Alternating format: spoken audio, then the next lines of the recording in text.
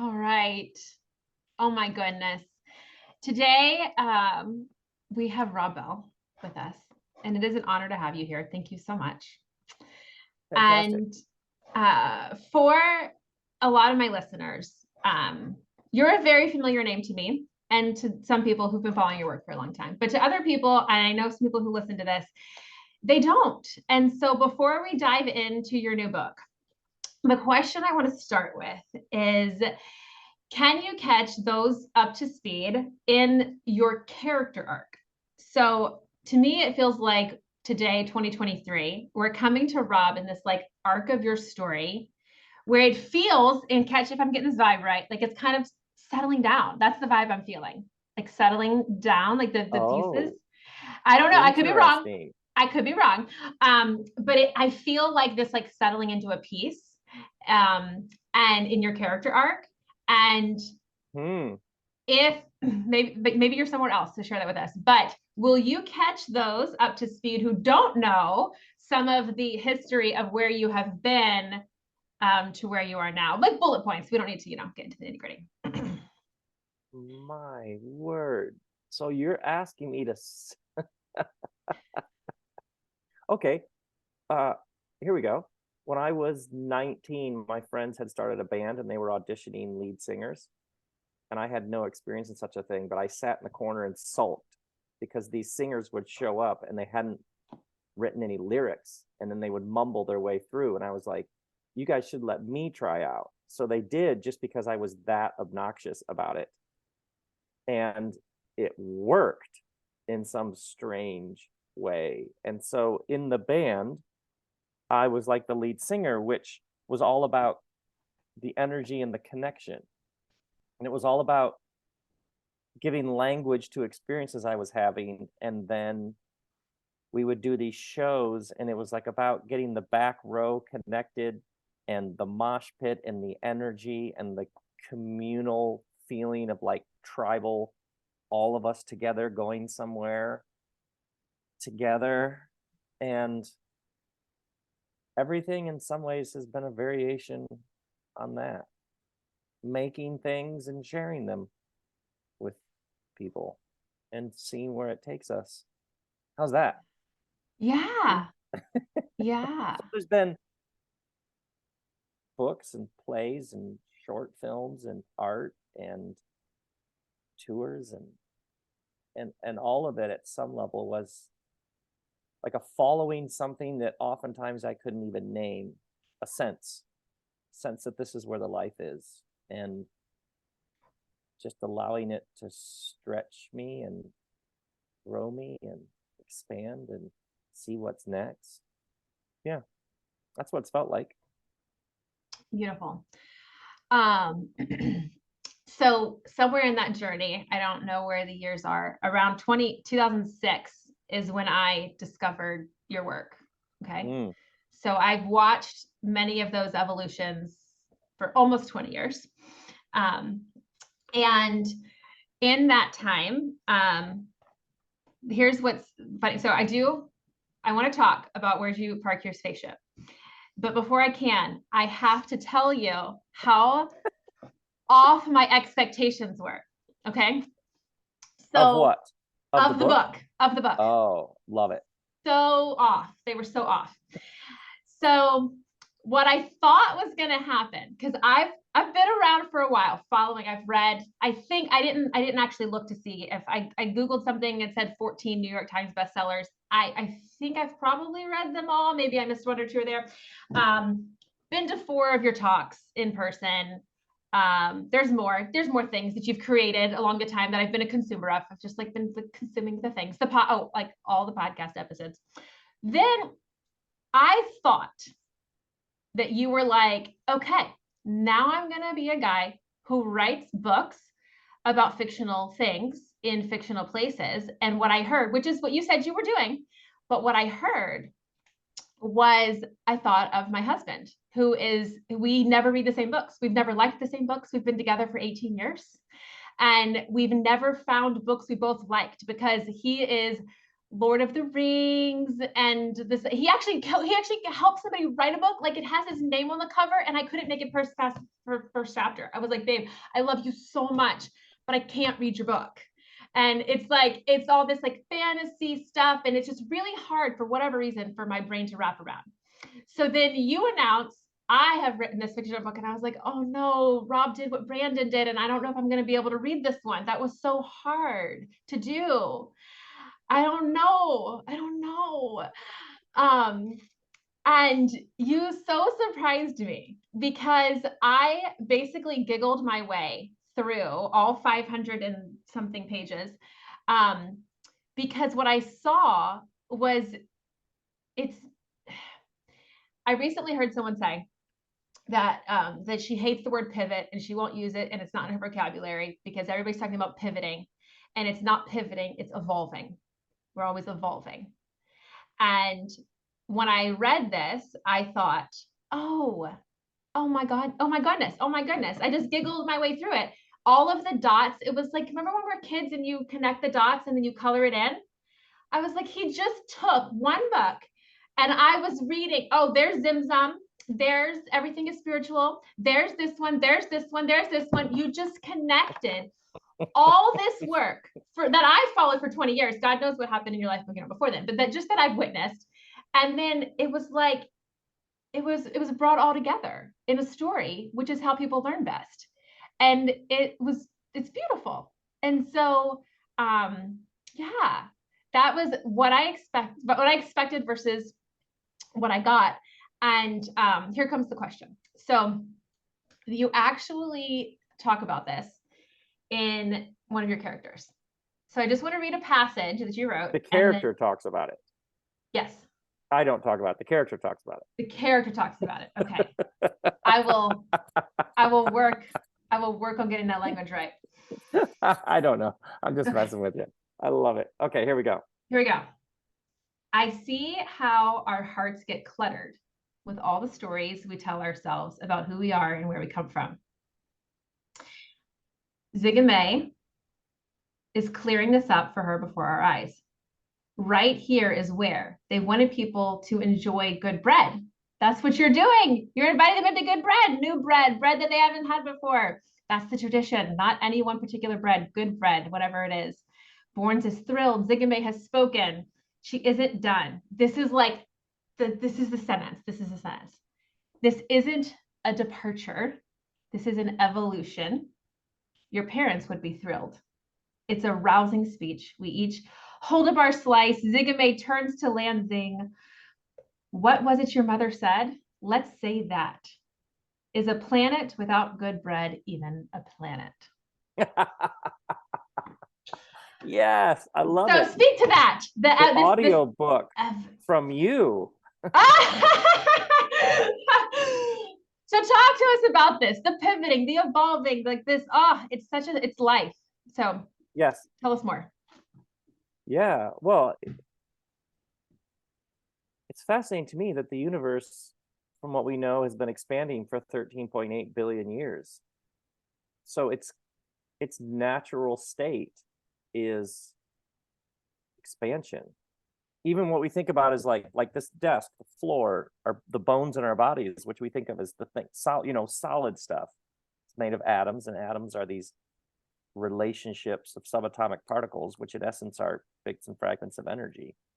So the whole thing is actually motion, movement. An atom, which is what makes up everything, an atom is actually a cloud of possibilities. You don't actually know what it's going to do next. So that just helps me understand why there's something within me that I wouldn't say itchy or angsty. Sometimes it feels like that. Like this sense of more. This sense of like I'm not who I was. And those questions that arise within us that are like, let's try this. Let's go there. Let's read that. And then there are these forces within us sometimes that are like fear, dread. No, we can't. That would upset things. And yet that something within us goes, it's okay, you'll be fine. So you follow it. Then you follow it. I mean, this book itself, I had like a serious. It's a book about the planet Furtus. So I realize saying serious is funny. It's like it, but like the permission giving that was required. Like this story just kept coming, and it was like I was filling a notebook with all of these characters and what might or might not happen, and yet I like had to calm myself down and yeah, it's okay to follow this. It was almost like this really young, innocent boy was like, can I just follow this story and give it what it's asking? Is that okay? Do I have to keep being that Rob Bell? Talk So to us that's more like about that. baked into the pages. Yeah. Like and I'll often do this. Like I do these things here in Ojai where people come and we sit under the trees for 2 days. And for so many people, the moment of sort of transcendence, the moment when of clarity is often something around giving themselves permission.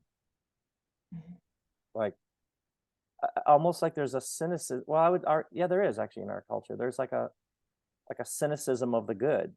Like if it's good for many people, if it engages their curiosity, if there's something within it that stirs them, for many people there's instantly like a kill switch, like a cynicism that kicks in. Yeah, well, that'll break your heart. You can't pay the bills doing that. No one will get it.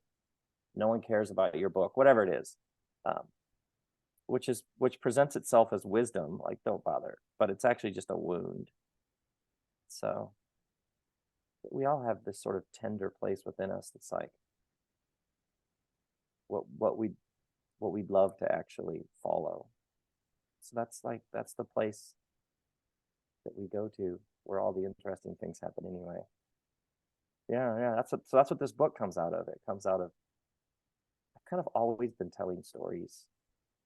I had these other things in the mix. I just want to tell this story. Can I just do that? Yeah. And then it just kept coming and it kept coming and it kept coming. And it felt like a swerve, felt like a departure. It felt like, well, this is totally new. But then I'd be like, not really.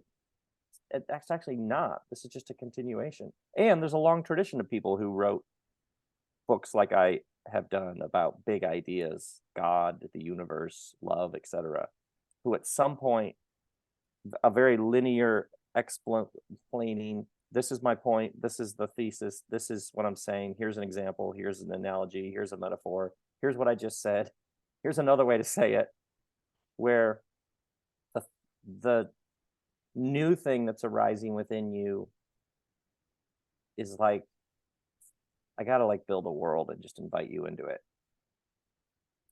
So part of this felt like that word, whatever that word pivot, which always makes me laugh.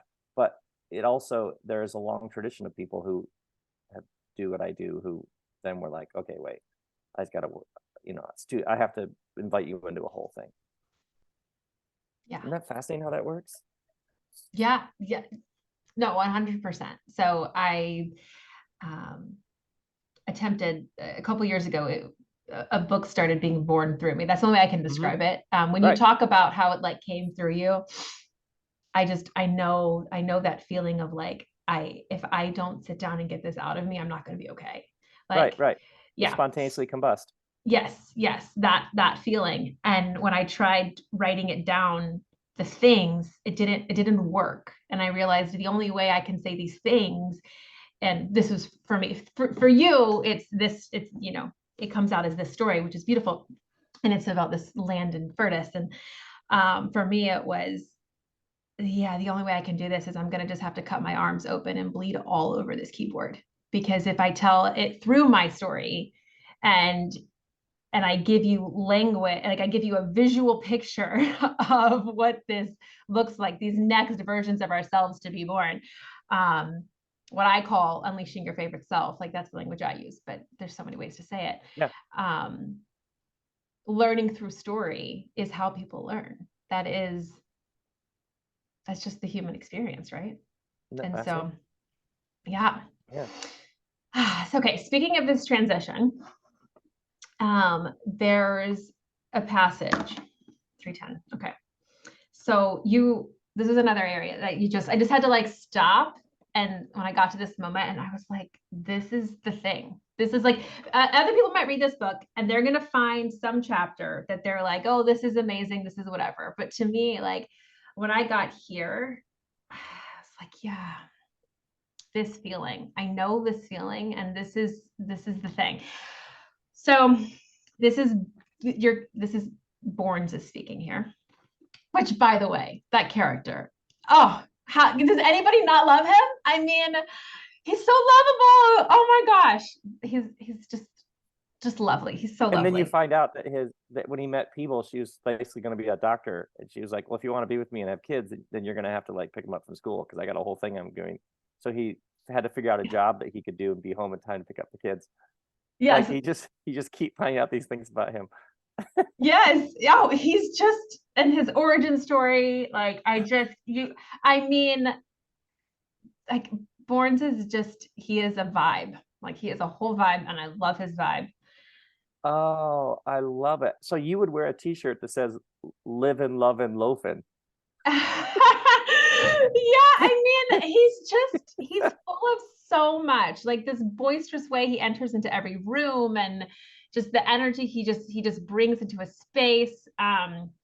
Yeah, Borns is I mean, they're all lovely in each of their way. They're just the archetypes. And when I think of them, I just, I see that all of these characters are inside all of us. Because there was this part of me when I was reading the book thinking like, oh, which one is Rob writing about himself? Like, which one is his character? Because so many people like write themselves into their stories, right?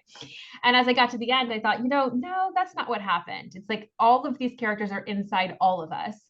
And so it's, seeing each of those archetypes coming together. A friend of mine started reading it and was trying to figure out who I was and got so frustrated he just stopped and put it away. Like just was like, ugh. Walked away. And then later went back and read it and was like, oh, okay. Did they have a new theory? Did they think like what you like in the way that all the characters in a dream are aspects of our own self? He's like, oh, it's all it's all me essentially because it's all us. That's why I laughed when you were like, well, here's what, or in one of your was like, okay, on page 30 you say, I'm like, it's a story on a different planet. I didn't say it. I did, but I didn't. Yeah, but that's the weird part about you telling the story, because it does say that the author's name is like your name, so there's right. So I can like back away and claim it depending on how I feel in the moment. But, I know what you're talking about. Okay, so this one's Borns, and I think this one you'd want to claim if you want to, or you can I claim it all. Okay, go. Okay. That was a big move. I agree. I make my agree sound. How do you feel about it? She does that exhale. Will you blow your hair up off your forehead? That's a good question. I feel like one life just ended, but the next one hasn't yet begun.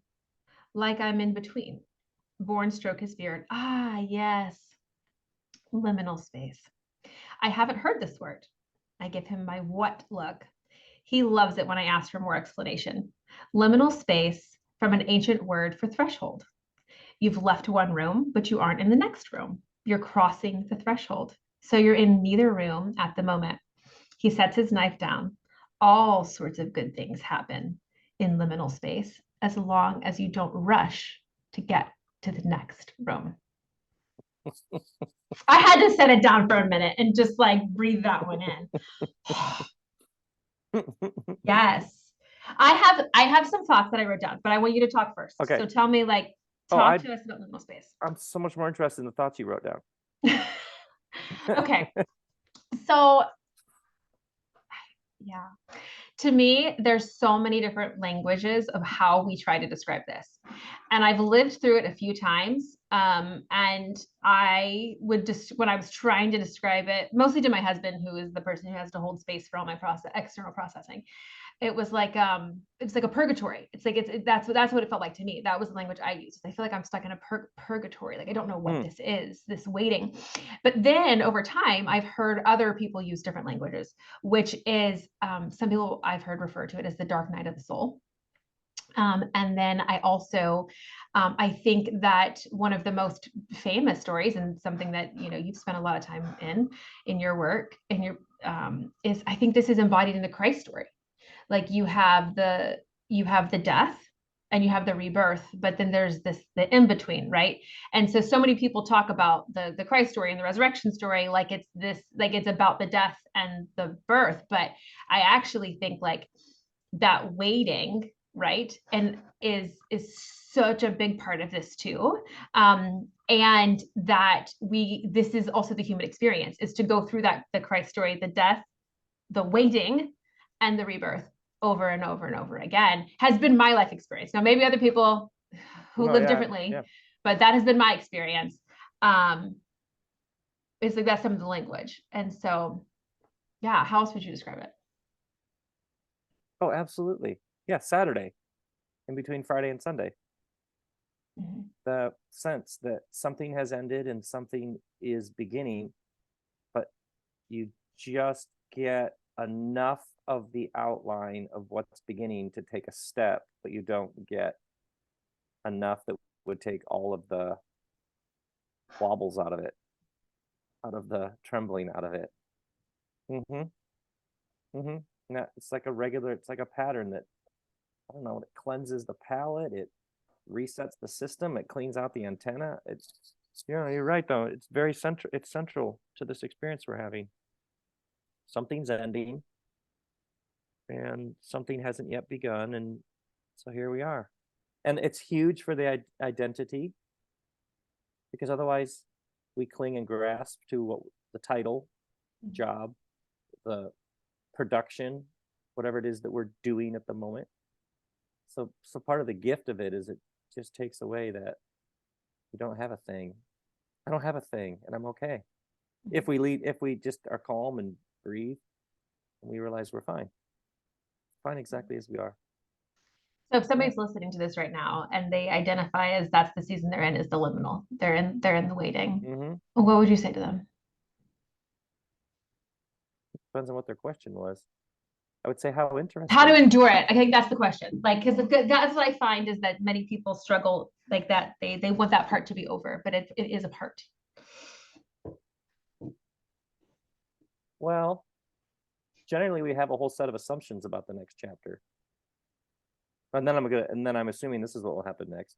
For example, I've noticed how many people, something has ended and they're headed into something new, and they're assuming that the expertise they accumulated in the previous chapter will carry over into the new chapter.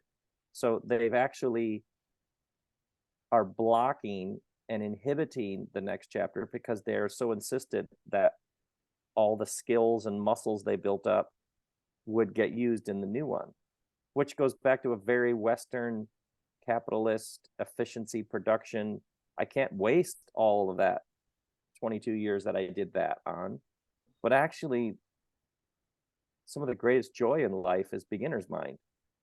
I don't know what I'm doing here. Oftentimes that's where all the joy is.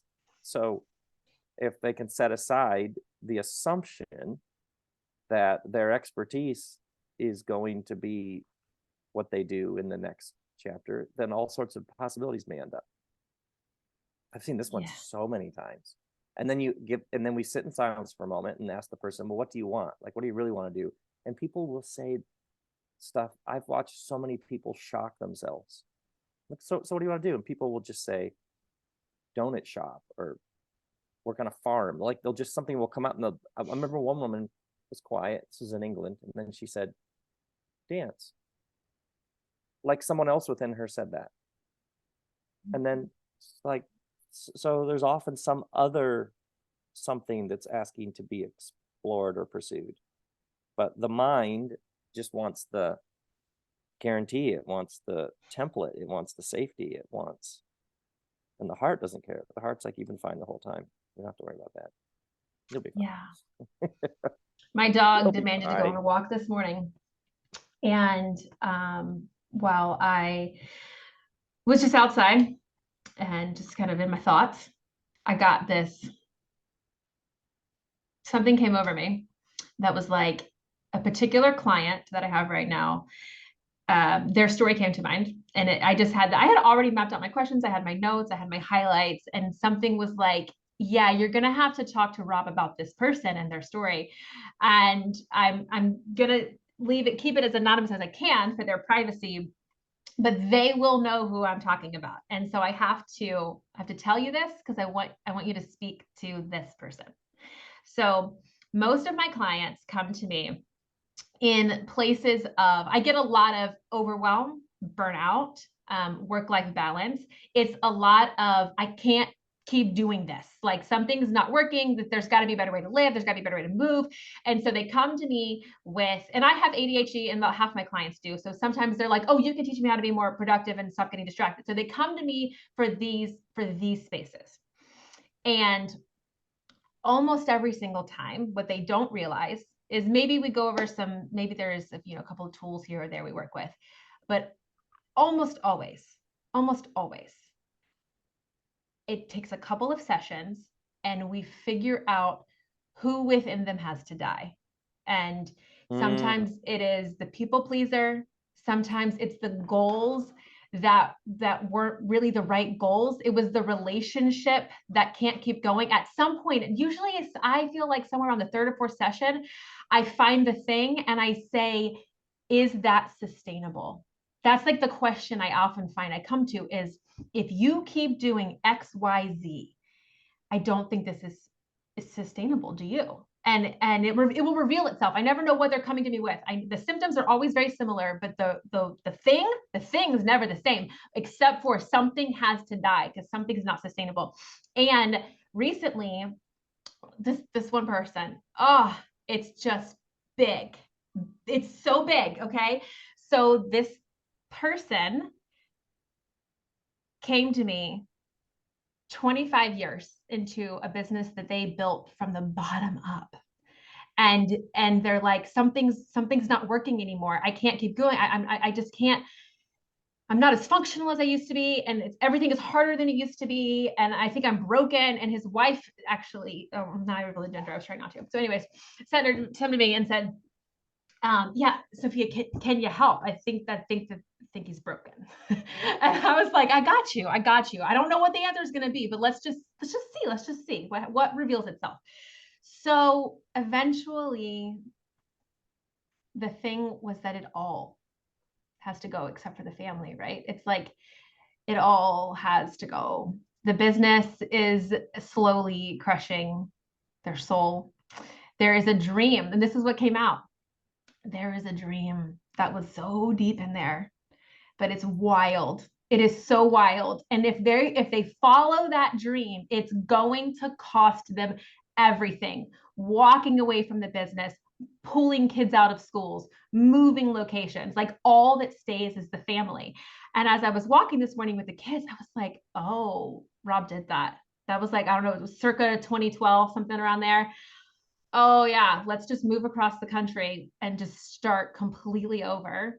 And so you've been in very similar shoes to this person.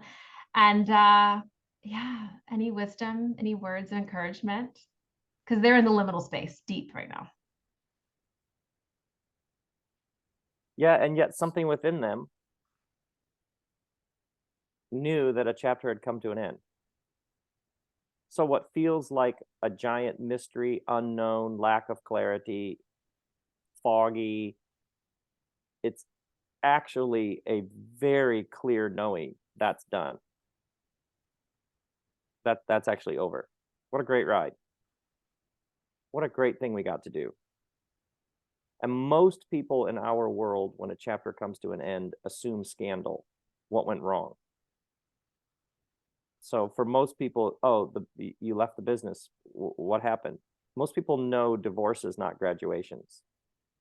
And what's interesting is I've, like the number of audiences where I've said, how many of you stayed at some point too long? Job, place, relationship. Every hand always goes up. And I was like, okay, how many of you knew there was a moment to leave and you didn't? And you stayed too long and it went from a graduation to a divorce. And once again, every hand, people are like, yeah, there was a moment. And how many of you stayed for the known, for the paycheck, for the comfort, for what will people think? for messages in your head about loyalty or commitment or whatever. So to the people that you're working with, it's very easy in the moment to be overwhelmed with what you don't know. When I hear the story and go, oh, look at that clarity. Yeah. Look at that clarity. Yeah. And secondly, people do this all the time. People do this all the time. Now, somebody may be living among a subset of the population for whom this is just the most terrifying, bonkers thing ever, but people do this all the time. And then and to which I would say, thirdly, these people started a business from scratch. It's always the people who built a whole thing out of scratch that are like, I don't know, this is pretty crazy. And it's like, you have the one thing you have proven is you know how to make something from nothing. So of all the people on the planet, you're the exact person we are the least concerned about. So true. You will be fine. We actually know this. You'll come up with another, you'll just do another thing. Yeah. It's like not that big of a deal. And it's also interesting, I'll often ask people, slightly different from the story that you're telling about these people, but I'll just say, would you live in less square footage? Every person is always like, yeah. Would you sell a car and just share a car instead of having two cars in your household? Yeah, I would do that. So oftentimes I'll just think of the most granular, specific, would you, whatever, take less vacations to do this? Yeah, yeah. And there's like an immediate, which is always an interesting, like clarity, like the amount of things the person's like, oh, to do this next thing? Yeah, of course I would give up. I would not do that, whatever other thing. Yeah. Well, yeah, but you didn't touch on the thing that I see over and over and over and over again is actually the thing. Sure, more square footage, no problem. Car, no problem. This, no problem. Yeah, you didn't touch on the one that I find is the one they wrestle with the most, and that is disappointment. Because when you pivot, I mean, maybe there's exceptions to the rule that I haven't seen them yet. It tends to be not pivot, the evolution, the evolving. When you make that move, there's always people who liked the version that you were. Oh, and so disappointment not in them, but in people around them. Yes, the having to be comfortable, allowing people to feel disappointed in you, in your actions, and in whatever. But I find that that actually that's what most of the work is in disappointment. Yeah, that's why it's nice to leave. Sounds like they're going to be miles away. So that wasn't ever hard for you, allowing people to be disappointed? How would I say that? Yeah. What's interesting about that question is the new life was so compelling, and the previous life had been so stifling that whatever was in there weirdly was like a validation or an affirmation. Like, oh my God, I was in a setting where those energies were present that are now saying super bonkers things. Do you know what I mean? But like, oh my God, no wonder that setting it was time to go. All of those energies were present. They're just now speaking what's been true the whole time. So it, strangely enough, was like, yeah, good. It's nice to be out. It's nice to be in this new space. What I hear in that answer is, and maybe I'm saying it differently or different words, but it's where you put in your attention. Like, is the attention on where you're going, and the excitement and the new and what you're being called to, or is your attention looking backwards and in the loss or the whatever, it's like which direction are you looking? That's what I was hearing. And it's really important. A lot of what if certain people in your life cannot celebrate who you are and who you're becoming and what you're following, and then and call themselves friends, then they aren't. So it's important to get really clear about that. So the idea that somebody would, like, you would have disappointed somebody, or they would be upset, or they would be, wait, what? Your happiness is based on what I do? What? Like, in some ways it's calling out an entanglement or a dependency. It's all like, what? Yeah, but I mean, it's over and over. I mean, that was my 10:30 call this morning. That conversation was, I think I want to do something completely different for Christmas than we've ever done before, and nobody's gonna be happy about it. And I'm like, can you allow me to be disappointed? Let's talk this through. Like, come on, let's go. Like, and that is people will be disappointed, which is so for many people, it's a brand new idea that your no may be a gift to somebody, because it's the whole playing field gets clouded with a food fight around disappointment, and not, perhaps that's a wonderful gift to give somebody, is I won't be there at Christmas. And that person is free to work with that, let that show them a number of things, or they can fight it, or they can, but that's not yours. It's not yours. Yeah. So lots of things everything's all stacked on itself and entangled and codependent, whatever language people use. And so somebody just gets clear on something, and then everybody was like, but we love you. No, you don't. Stop it. That's not love. Come on, people. Yeah. Last year at Christmas, I sent all my clients like a pretty card thing that they could like put on a wall or do whatever they want to, like a little statement thing, affirmation thing. And it just said, when you release your favorite self, you set everyone around you free too. Yes. Yeah. And people are free to step into that freedom or not, but that's not yours to play with. Yeah. Yeah. When you do your work, others, as my coach therapist person in my life would say, is when you heal yourself, you heal everyone around you too. Is the healing of the collective. And these thoughts, and that's what all they are, is thoughts or assumptions about how it's supposed to be. And then somebody diverges from that for one Christmas. Wait, did we sign a contract? Did I agree that every Christmas for the rest of our lives we would do it this? What? Human beings are fascinating. Just fascinating. Yeah. Yeah, you're just exposing a thought, and the person now has all this evidence, because you are doing it differently, of how you have deserted or abandoned or whatever. But it is only because that person has a number of thoughts that they are clinging to. They're punching themselves in the face over and over, and then blaming you for your fists. Yes. And to bring it back to the book, I actually think that, I don't want to give the spoiler of where the characters end up, but I would have to say that, because again, it is just repetitively like a version of you has to die, and then there is the waiting, and then the new version is born. And I think that at the end of the day, that's actually like, it's what the characters went through too, right? As this really big, like, can I let a version of me go? Like, that's what I like, that story. Like, that's why I'm like, oh my gosh, this is like weaved into this whole story. It is, can I let myself evolve? And I love how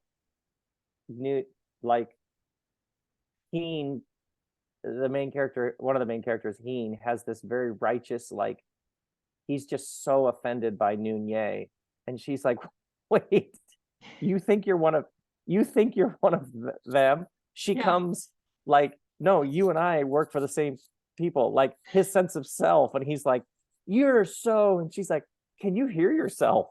Like, in your head, do you think that you and I are something different? That just makes me laugh to no end. I absolutely love that that's the kind of work that you do with your clients, because it's like 1,000 funerals. When I look back on, like, when your first question about character arc, I could also just call it 1,000 funerals.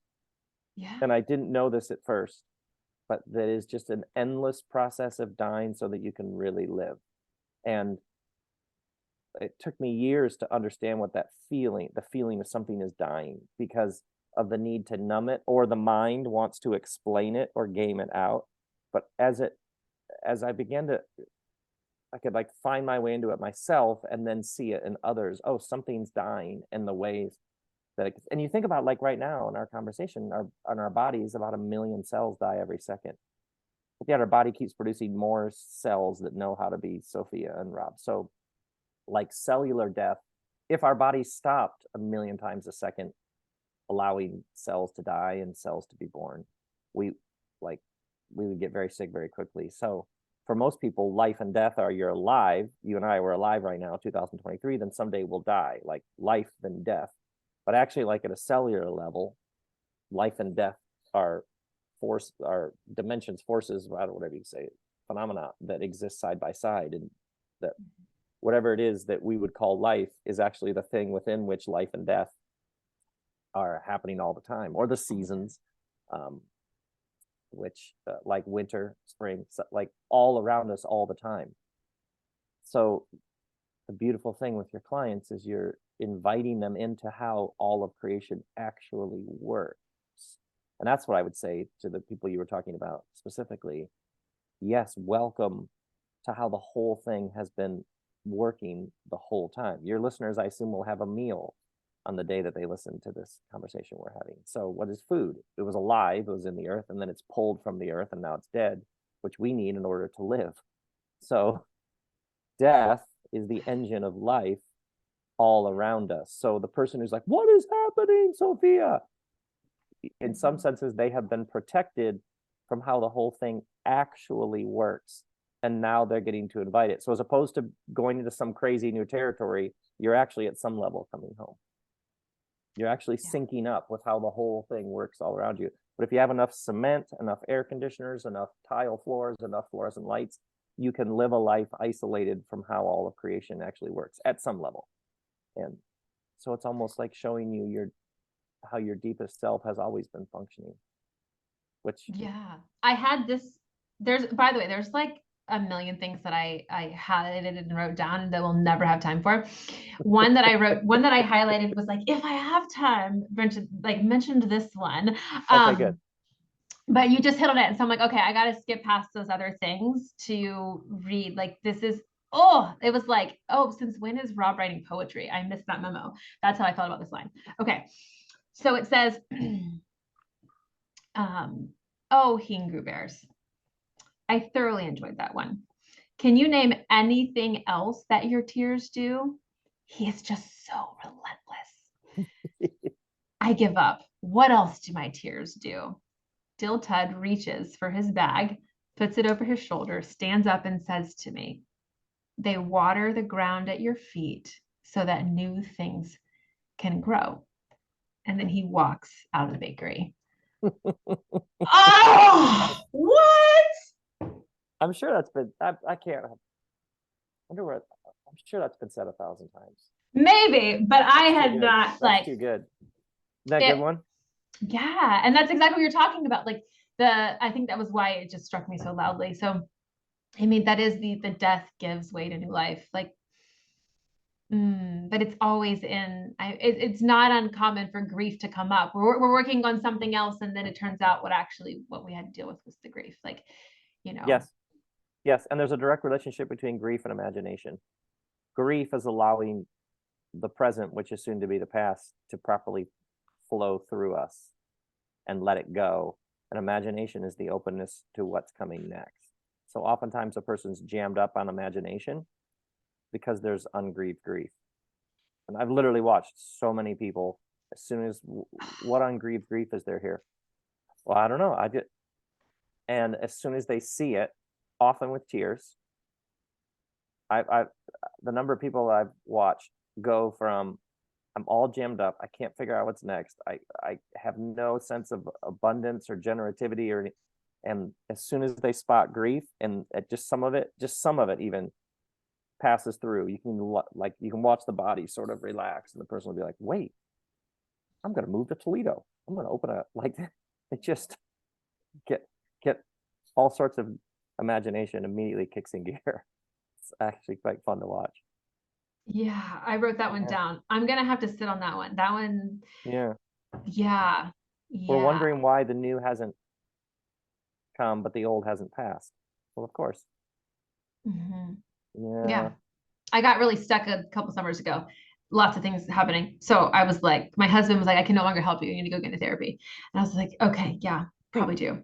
And because he holds space for my external processing, and he was like, this one's beyond me, Sophia. You're gonna go need to talk to a professional. And I did, and it turns out what I thought I went there for with my symptoms of my things I wanted to talk to them about had nothing to do with any of that. I had like 30 years of unprocessed grief. And it was like, Mm. we just got to let this all out. We've got to look at it. And fellow Enneagram 7, like running from the pain, running from the, like that is like the last place that I would want to go. And yet that's why I wrote this down. I was like, oh yeah, there's something there, because that was what it was. It was when all of the grief moved its way through my body and worked its way out, then all of the dominoes started, falling, and the things made sense. And Wow. it was so much grief. What an experience. Hmm. Yeah. Yeah. So you're That's on to really, something there. really interesting. Yes. The 7 denial is our drug of choice. Yeah. Okay, I wrote We're down, good. okay, you're We're fine. hitting We're on great. another, you're hitting on my, like, oh, we probably won't have time for this, but I'm just going to make a Of note. course But we will. What is time? Of course we will. Okay, one of the other things I wrote down, I was like, I think I might tell him this story. So when I wrote the email inviting you on the podcast, at the end, I signed off like from one Enneagram 7 to another, but I questioned myself. So I said, I feel like that was a lot of years ago on his podcast that I heard him say he was a 7. That was a long time. I better Google this one before I put this in an email. And my memory was wrong. So I Googled like Rob Bell Enneagram or something like that, Is just that to a see. thing? I That's a didn't thing know you if can it do? was a thing, but I didn't want to be wrong in my email. So I Googled like your name and Enneagram to see what would come up. And you know what came up top? This is what came up top was, I happened to have the book. It was Ian Cron had you on his podcast. I think it might have been dated 2016, somewhere around Oh there. my goodness. And yeah, this is the top Google result was he had you on there, and it was like Rob Bell Enneagram 7, and it was the very first episode of his podcast. It's still going, and you were the very first guest on it. And so I confirmed that you were a 7, because I mean, if Ian Cron says you're a 7, I'm like not fighting that one. For the listeners who have no idea what I'm referring to, like possibly the most popular book on Enneagram is called The Road Back to You, and he's the author of it. So just for people who don't know why that is kind of funny. So anyways, I wrote the email, sent it off, but then it was just sitting in my browser, and I was like, well, why not? I'm gonna have to clean the house and listen to a podcast anyways. Why not just click play? Let's see what the two of them talked about. I'm a 7. They're talking about this. Let's just listen to this conversation. So I did. I entertained myself for an hour listening to this very old conversation you had, and it was really interesting listening to that conversation while reading Where'd You Park Your Spaceship, because there was this moment that you have probably forgotten happened where Ian says to you something about how, well, like all Enneagram 7s are storytellers. I mean, clearly. And you were like, what? That's a thing? What are you talking about? That's a thing? And you were like, there's a correlation between being a 7 and being a storyteller. And Ian was like, well, yeah, of course there is. And like he goes on to talk to you about this. And so then as I'm reading your book, I have that on my mind, and I was like, oh, like all this work for all these years that you did, because I just see it all weaved into this.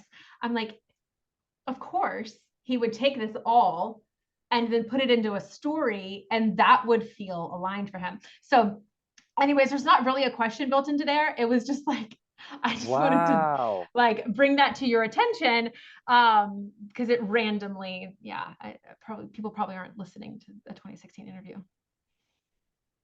Fascinating. I'm so glad you went and did that work for me. That's fascinating. Yeah, you're a professional storyteller, but it's kind of like the way you were wired. Yes. Well, I can, it's funny because going back to favorite self, I over the years, I would do in sermons, I would do, and then your friend Keith comes over and says, "Can I borrow the lawnmower?" And you're like, "Ah, Keith." Like there was endlessly making up some character named Keith who wants to borrow your lawnmower, or, you know, Judy, who's always like, "I'd like some agave with my lemons." Like just, I was always making up these random characters that I didn't even know who they were always making appearances in what I was doing. And the better the name and what the person's wearing, and how an audience would react. Like, who's he talking about? Malcolm, who has a 3-wheeled bike, who's really into bowling and likes WWE. Like there would just, so I can see now that I was always doing this at some level. And it was like one day it was like, let's just take these and follow them. Let's just, it's really your favorite thing to do, so let's just do that. Yeah, let's. And just as I would come in stories. for dinner, or Kristen and I would be hanging out in the evening, and I would be telling her about what happened to Dill Tud that day, or what happened to Heen Grew Bears when I was writing this, and she's like, seriously, all you want to do is talk about your characters.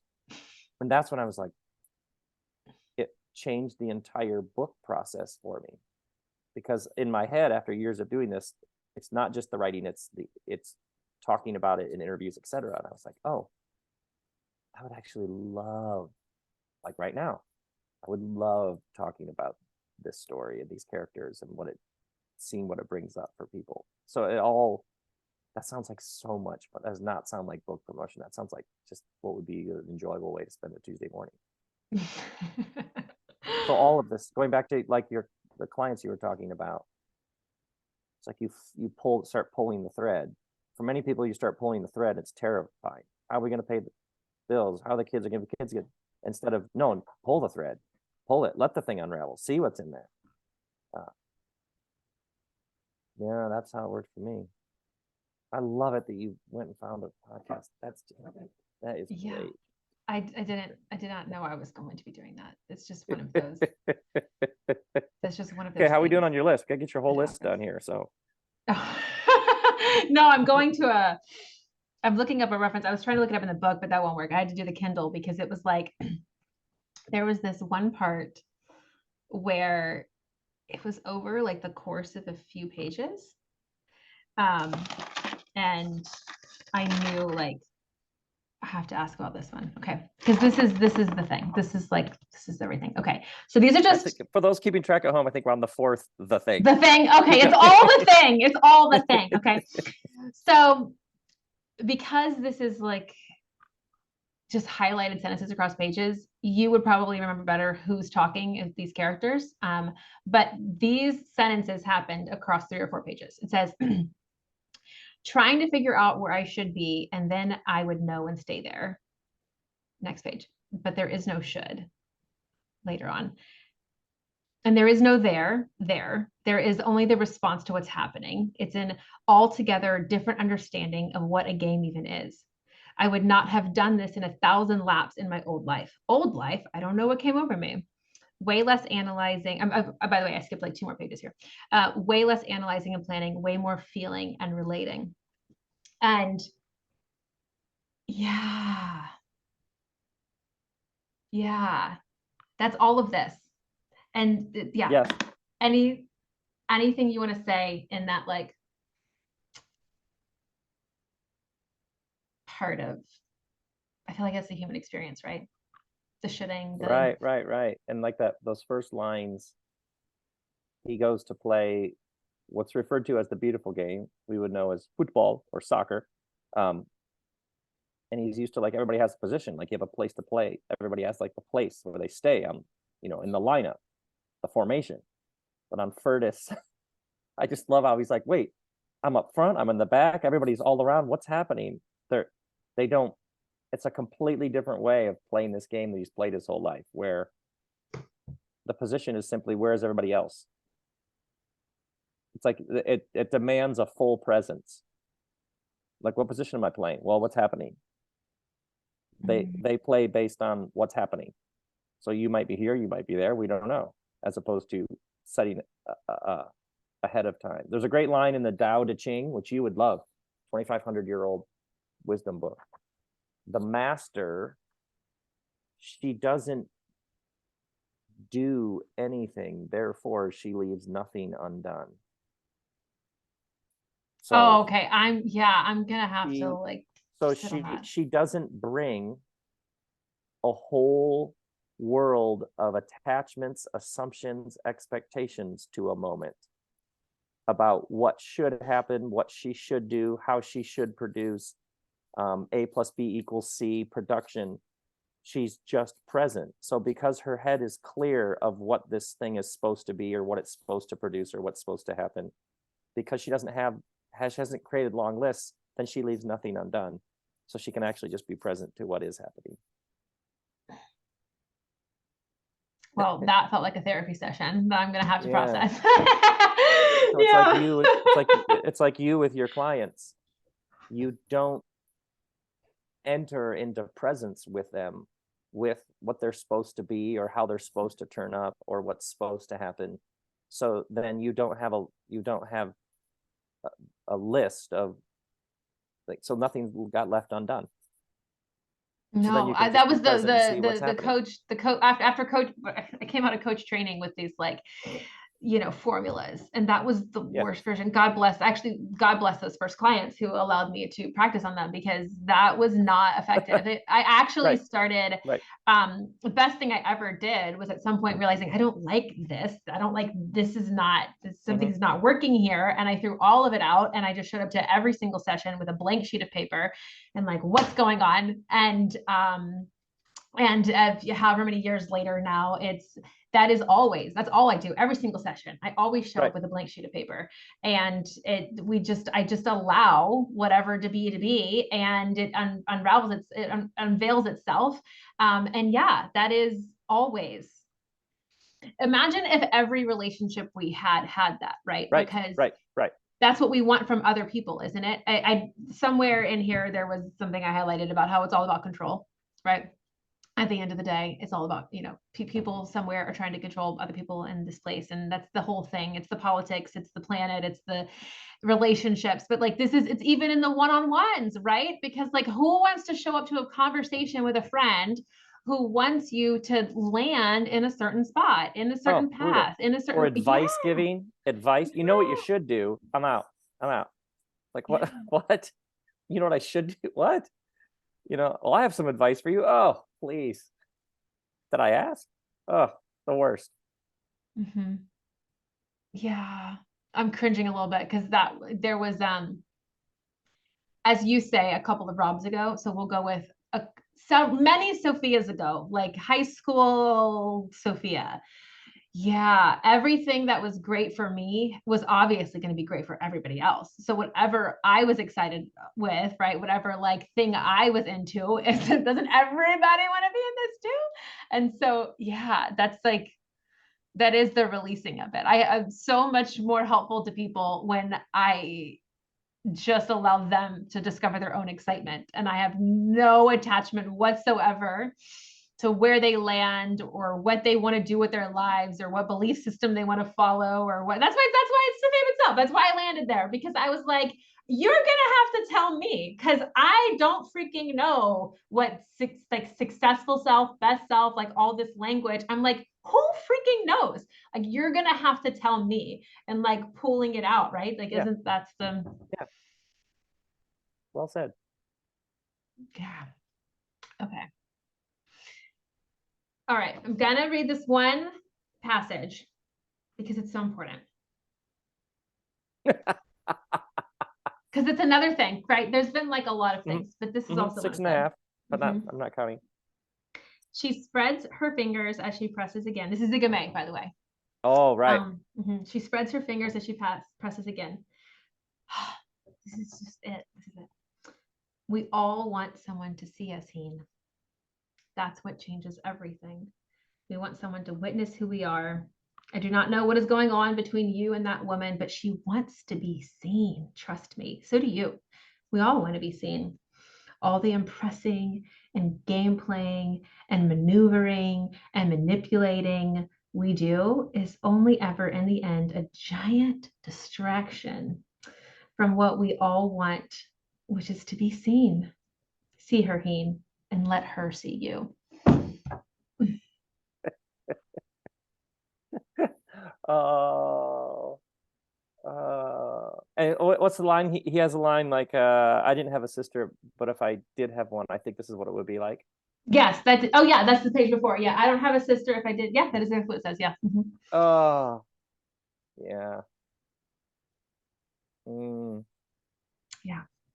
So I have this theory. So I think the reason that one like jumped out so much is in when I wrote my book in the story, there's a chapter on friendship. And I talk about how often I was hurt many times over. And always when I would go into the hurt and find out like why they did the thing, usually I had hurt first, right? Usually I had missed a thing. I had not, something was off. So what I said was like, at the end of the day, we all just like come out, like, let's bring up all these hurts, just bringing them all up. At the end of the day, it is always attached to somebody was asking to be seen and they weren't. Like we just want to be seen. So I was reflecting on this. I was like wrestling with that and wrestling with what you wrote. And so I wrote down this two sides of the coin and I was like, I'm going to run this by him, see what your thoughts are. Is it like, I'm seeing this as like two sides of the coin, where on one side, we're always asking these questions of ourselves, which is, who am I? What do I want? What do I need? And who do I need to tell?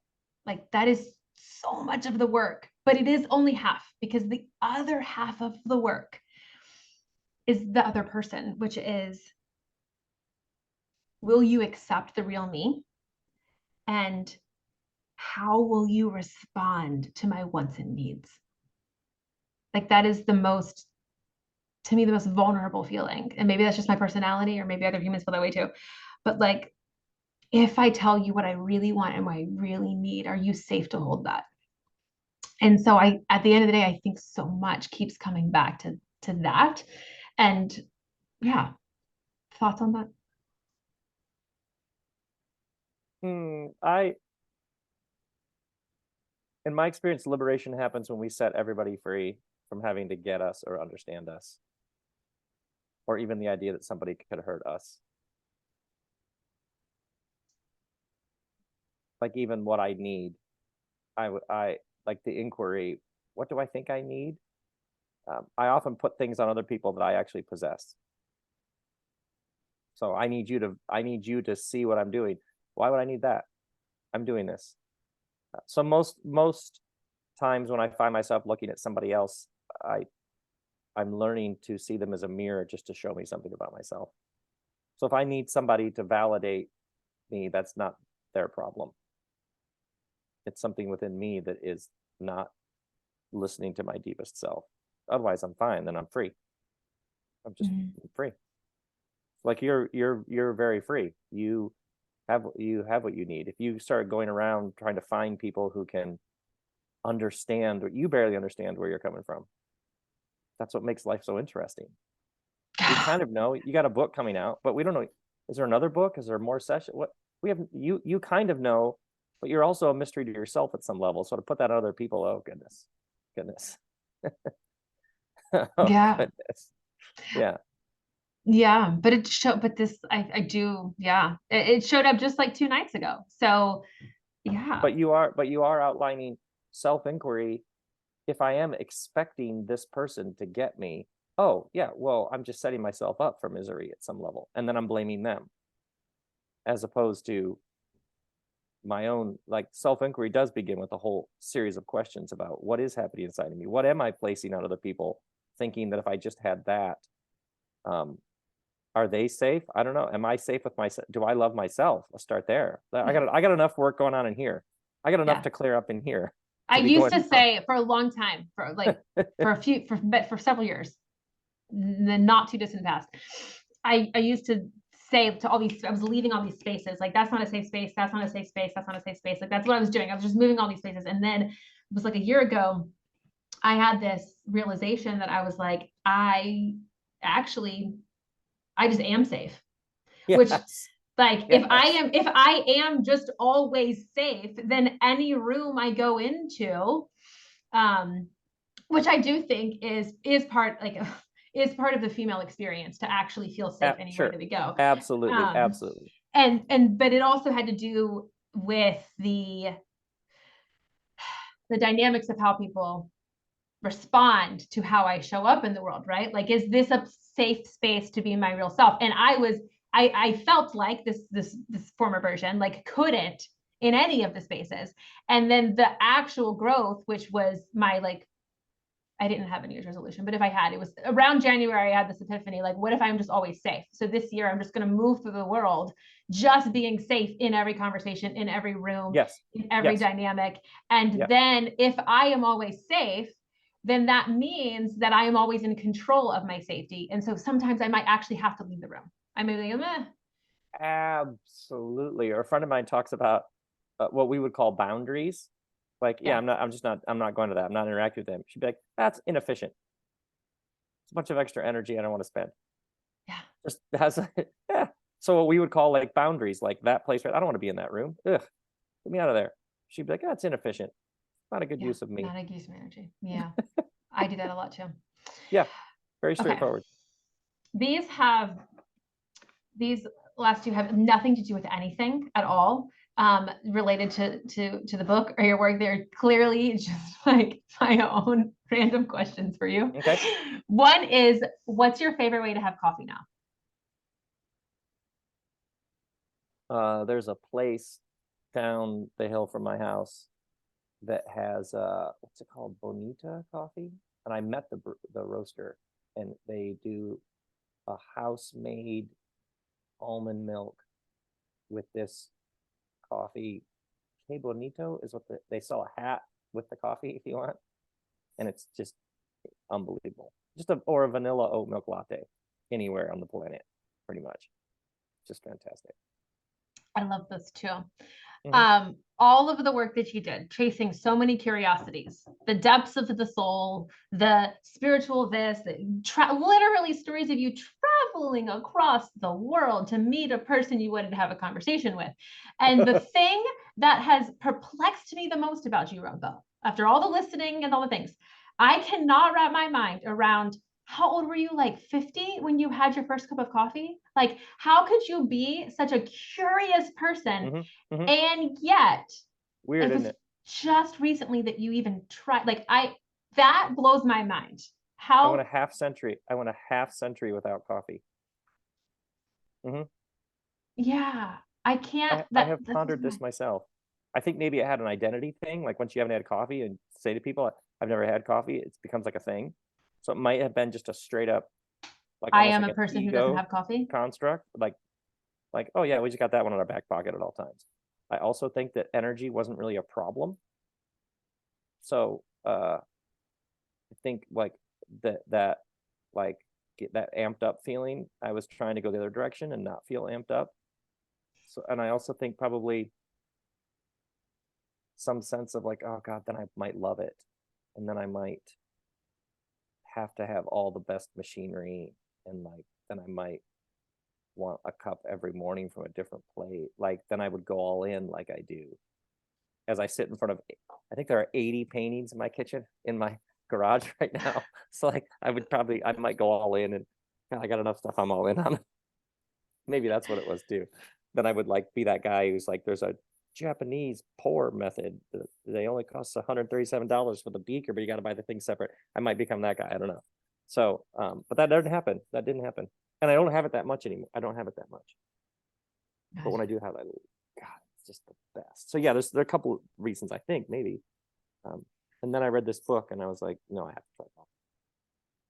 Yeah. I loved it. I walked down to the street to the Blue Bottle where we lived in Los Angeles, and I said, do you have any coffee from Yemen? That was my opening line. So I just read a book about coffee from Yemen. The lady's like, no, that's seasonal. But she's like, I've read that book too. And I was like, oh, I'm with my people. It's fantastic. I love that. I remember when you said you never tried it perplexed me, because I have the opposite person. I literally have to try everything once. So like the fact that there was a thing I hadn't tried yet when it comes to food or beverages, like that would have just drives you crazy. Oh yeah, like no way could there be a thing I hadn't tried. So that always perplexed me. Okay, the last unrelated to anything question is, So I have heard, because is this book number 14, 15, somewhere up in there? If anybody's counting. Yeah, probably. Yeah. Somewhere up there. Okay. There's a couple plays. I guess those count as books, kind of. So yeah, Okay. 13, 14, something like that. Okay. I would guess. I've heard many authors say that the day the book releases is a weird day, or they describe it in different ways. Yes. So I'm being totally just for selfish reasons. I am very curious as I'm approaching mine soon. How do you spend that day? Because this has felt like pregnancy did. Like I carried something for so long and it's about to be born and I'm right on the cusp. And so one of the questions I'm asking myself right now is, how am I going to spend that day? And because how long will it take to read your book? it's up to the reader.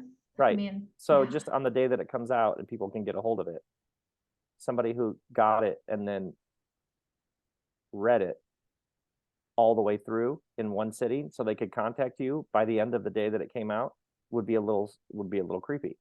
Yeah. So the thing about it is it's the day the book comes out, but in terms of engaging with it, or a book is just a book exists in its own timeline.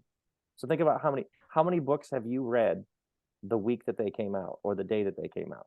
No, I might buy them and then they just sit there for however long it takes me to get to it. So how many books did you pick them up? And if you were to explain to us, you bought it 3 years ago, and then one day you picked it up, and you were to explain to us why you happened to pick it up, you would be, I just did. So books exist in a very mysterious territory where they come out into space and time on a particular day, but then from there on, they don't actually exist in any linear time sort of way. We just are drawn to certain books. We suddenly discover an author and then read everything she's written in reverse order. So we experience her work completely differently than she experienced putting it out. So you're now putting a book out and it will have its own life from here. It'll be around. So the book, if you're not prepared for that, then book release day is incredibly sad. And like it's a huge letdown because they're building up for a day that what would happen on this day. Yeah, that's what I heard. They're like, it's quiet. That's what people have said. So they're like, I've heard some authors say they have a thing that they do for themselves that day or something. Yeah, a thing that you do, or you just go do at a book event and read portions from the book and talk about, like, you just go do a book event. That makes sense to me. That like you, or else the book sort of has its own life. Yeah, so you free it. Another huge thing is that your book doesn't owe you anything. Like your book already has given you a wonderful gift.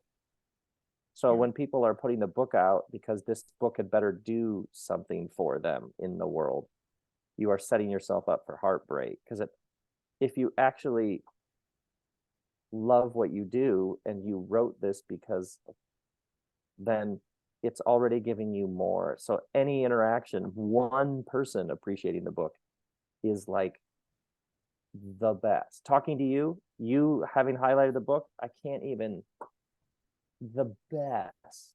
And so lots of people get stars in their eyes about numbers sold or something, which just immediately cuts you off from the joy of you made something in one person. Oh, I mean, what a wonderful thing to be a part of. So that's how I think about it. Because if people think in terms of units and thousands and it was supposed to sell this many, but it only sold this, no, you're so far from why you actually did it. And you did it for yourself. It owes you. So if you can keep close to your heart that it owes you nothing, it already gave you a bunch of gifts. If it happens to go have a life beyond you, now we're way into bonus. Yeah. I've told several people that I wrote it because I felt like I had to, like I was gonna combust if I did it. But I thought when I said yes to committing to writing a book, I thought I was writing it. I had my clients in my brain. That's who I had, like the things that I can do to how can I help them. And that was why I said yes. And then when I got to the end of it, I was like, yeah, I would have done all of that just for me, just to like get that out. Like that was like its own therapy experience. Like this whole like Right. the whole process. I was like, yeah, I didn't know I was writing a book for me, but it turns out that was the You've taken all these hours and hours and years of interactions with people and what's happened in you through all that and what you've noticed in them, and like captured it almost like a photograph of a number of, it's like you did, yeah, and all that, it's almost like you've imprinted, that's what that chapter was like. Oh, yeah, yeah. Oh, good for you. That's really wonderful. Congratulations. Okay. Thank you. I made it through my list.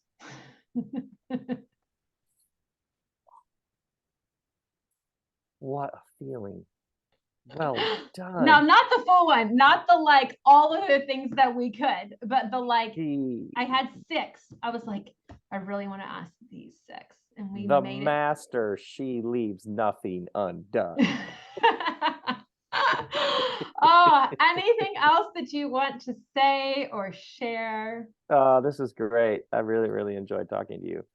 Thank you so Yeah, much. I can see why people come to you for all sorts of things, guidance. Makes sense. Yeah, these are great questions, and I love that you found a thing, then you found another thing. That just thrills me to no end. God, I'm glad I could humor you and entertain you. For the listeners, all the show notes, the links to the book, and all that good stuff, it'll be down there. I hope that you go pick this up because it was such a delight. I did not realize what a treat I was in for, and so I do hope that many people choose to grab Where'd You Park Your Spaceship? An interplanetary tale of love, loss, and bread. That's so fun. So good. All right. Well, thank you so much, Thank Rob. you so much. I loved it.